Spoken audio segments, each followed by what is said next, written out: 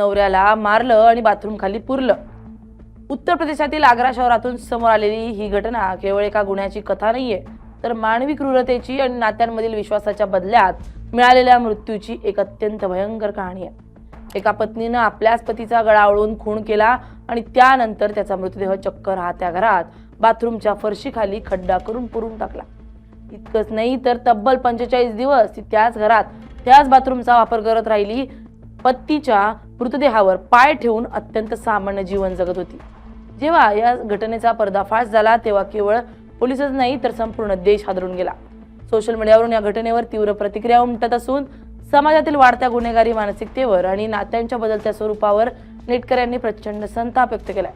काही नेटकऱ्यांनी तर यावर अत्यंत उद्वेगानं आणि चिंतेनं कमेंट्स केल्या आहेत की जर महिला अशा प्रकारे क्रूरतेची सीमा पार करत असतील तर भविष्यात पुरुष जातच नष्ट होईल की काय अशी भीती वाटू लागली आहे।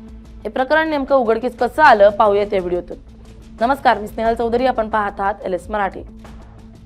या संपूर्ण प्रकरणाची सुरुवात आग्रा येथील सिकंदरा पोलीस ठाण्याच्या हद्दीत असलेल्या सेक्टर 13 मधील आवास विकास कॉलनीतून होते। इथं राहणाऱ्या 44 वर्षीय सुरेंद्र कुमार शर्मा हे एक खासगी कंपनीत कामाला होते। त्यांचं लग्न रुबी नावाच्या महिलेशी झालं होतं। वरवर पाहता कुटुंब अत्यंत सामान्य आणि सुखी वाटत होतं, परंतु घराच्या 4 भिंतींच्या आड एक भयंकर कट शिजत होता। याची कल्पना शेजाऱ्यांना किंवा सुरेंद्र यांच्या नातेवाईकांना नव्हती।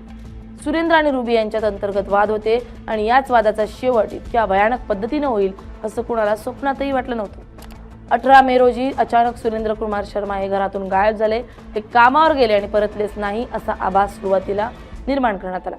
पती गायब झाल्यानंतर पत्नी रुबी हिनं अत्यंत हुशारीनं आणि थंड डोक्यानं आपल्या पुढच्या योजनेवर काम करण्यास सुरुवात केली। ती घराच्या अवतीभोवती आणि नातेवाईकांमध्ये अशी आवई उठू लागली की तिचे पती तिला सोडून कुठेतरी निघून गेलेत। त्यानंतर 26 मे रोजी म्हणजे पती गायब झाल्यानंतर सुमारे 8 दिवसांनी तिनं स्वतः सिकंदरा पोलीस ठाणं गाठलं आणि पती हरवल्याची अधिकृत तक्रार नोंदवली। पोलिसांसमोर आणि नातेवाईकांसमोर ती अत्यंत दुःखी असल्याचं नाटक करत होती। पतीच्या विरहानं ती व्याकुळ झाली होती असं भासवत ती सतत रडत राहिली।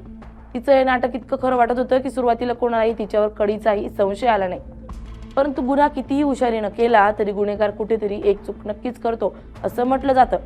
या प्रकरणातही तसंच काहीतरी झालंय। सुरेंद्र अचानक गायब होणं आणि रुबीचं वागणं या सर्व गोष्टी सुरेंद्र यांच्या भावाला म्हणजेच रुबीच्या दिराला काहीशा खटकत होत्या। रुबी पोलिसांकडे तपासासाठी वारंवार चौकशी करत नव्हती किंवा तिच्या बोलण्यात काही विसंगती जाणवत होत्या। तिच्या रडण्यात एका प्रकारचा खोटेपणा आणि भीती लपलेली आहे असा संशय तिच्या दिराला आला। अखेर त्यांना पोलिसांकडून जाऊन आपला संशय व्यक्त केला आणि रुबीची कसून चौकशी करण्याची विनंती केली। सुरेंद्र याच्या भावाने दिलेल्या माहितीच्या आधारे पोलिसांनी या प्रकरणाकडे गांभीर्याने पाहण्यास सुरुवात केली आणि थेट सुरेंद्र यांच्या घरी तपास करण्यासाठी पोहोचले। पोलीस जेव्हा सुरेंद्र आणि रुबी यांच्या घरात चौकशीसाठी आले तेव्हा रुबीच्या चेहऱ्यावरील रंग उडाला। ती पोलिसांच्या प्रश्नांची उत्तरं देताना अडखळू लागली। पोलिसांना तिच्या या बदललेल्या वर्तनामुळे अधिकच संशय आला। पोलिसांनी घराची कसून झडती घेण्याचा निर्णय घेतला। घराची तपासणी करत असताना पोलीस जेव्हा बाथरूममध्ये पोहोचले तेव्हा त्यांना तिथं काहीतरी वेगळं आणि संशयास्पद आढळलं। बाथरूमच्या फरशीचा एक भाग नुकताच दुरुस्त केल्यासारखा दिसत होता। तिथल्या काही टाईल्स नवीन बसवल्या होत्या आणि सिमेंटचं प्लास्टरही ताजं होतं। उन्हाळ्याच्या दिवसात किंवा इतर कोणत्याही कारणाशिवाय बाथरूममध्ये अचानक नवीन टाईल्स का बसवण्यात आला असा प्रश्न पोलिसांनी रुबीला विचारला।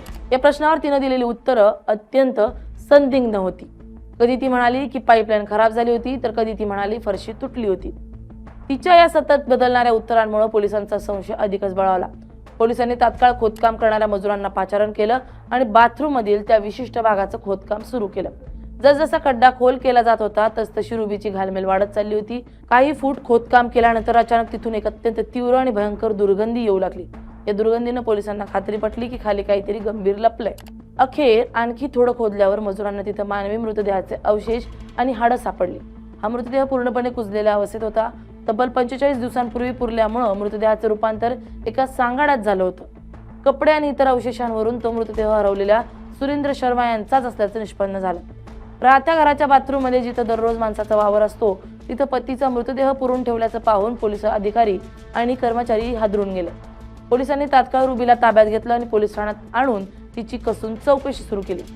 सुरुवातीला ती नकार देत राहिली, परंतु पोलिसांनी जेव्हा खाक्या दाखवल्या आणि तिच्या समोर बाथरूम मध्ये मिळालेले पुरावे ठेवले तेव्हा ती पार खचली आणि तिने आपला गुन्हा कबूल केला। तिने पोलिसांना जी हकीकत सांगितली ती ऐकून कायद्याचे रक्षकही थक्क झाले। रुबीने सांगितलं की सुरेंद्र यांच्यासोबत तिचं सतत भांडण होत होतं। 18 मेच्या रात्री त्यांच्यात पुन्हा एकदा जोरदार वाद झाला. हा वाद इतका वाढला की रुबीनं रागाच्या भरात आणि पूर्वनियोजित कटाचा भाग म्हणून सुरेंद्र यांचा गळा आवळून त्यांची हत्या केली. पतीचा मृत्यू झाल्यानंतर तिचा खरा क्रूर चेहरा समोर आला. तिने मृतदेहाची विल्हेवाट लावण्यासाठी घराबाहेर नेण्याचा धोका पत्करला नाही, कारण बाहेर मृतदेह नेताना कोणीतरी पाहिलं असतं तर ती पकडली गेली असती. म्हणून तिनं घरातच मृतदेह लपवण्याचा सर्वात भयंकर मार्ग निवडला. तिनं रात्रीच्या वेळी घराच्या बाथरूममध्ये एक मोठा खड्डा खणला.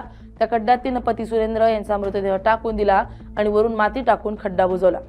गुन्ह्याचा कोणताही पुरावा उरू नये म्हणून तिनं अत्यंत चालाकीनं बाजारातून सिमेंट आणि नवीन टाईल्स आणल्या.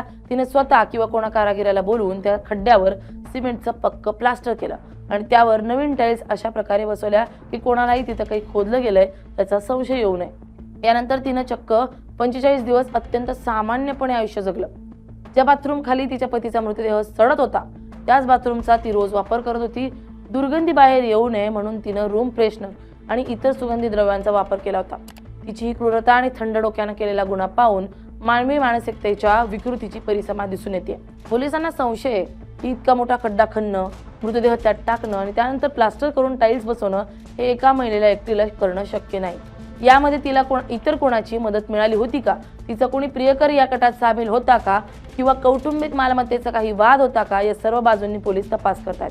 फॉरेन्सिक टीमनं घटनास्थळावरून अनेक नमुने गोळा केले असून मृतदेहाचे अवशेष शवविच्छेदनासाठी पाठवले आहेत, जेणेकरून मृत्यूचे नेमकं कारण आणि वेळ कायदेशीररित्या सिद्ध करता येईल. आग्रा येथील ही घटना संपूर्ण समाजाला अंतर्मुख करायला लावणारी आहे. क्रूरतेची कोणतीही सीमा नसते आणि जेव्हा एखादी व्यक्ती गुन्हेगारी मानसिकतेच्या आहारी जाते तेव्हा ती नात्यांची सर्व बंधनं झुगारून देते. याचं हे जिवंत आणि भयानक उदाहरण आहे. सोशल मीडियावरील नेटकऱ्यांचा संताप हा केवळ एका गुन्ह्याविरुद्ध नसून मानवी मूल्यांचा होत असलेला ऱ्हास आणि नात्यांमध्ये संपत चाललेला जिव्हाळा याबद्दल आहे. या प्रकरणातील आरोपी रुबीला कायद्यानुसार कठोर शिक्षा व्हावी, जेणेकरून समाजात अशा प्रकारची विकृत कृत्य करणाऱ्या एक कडक संदेश जाईल. अशीच भावना सध्या संपूर्ण देशात व्यक्त करण्यात येते. Bureau report LS Marathi.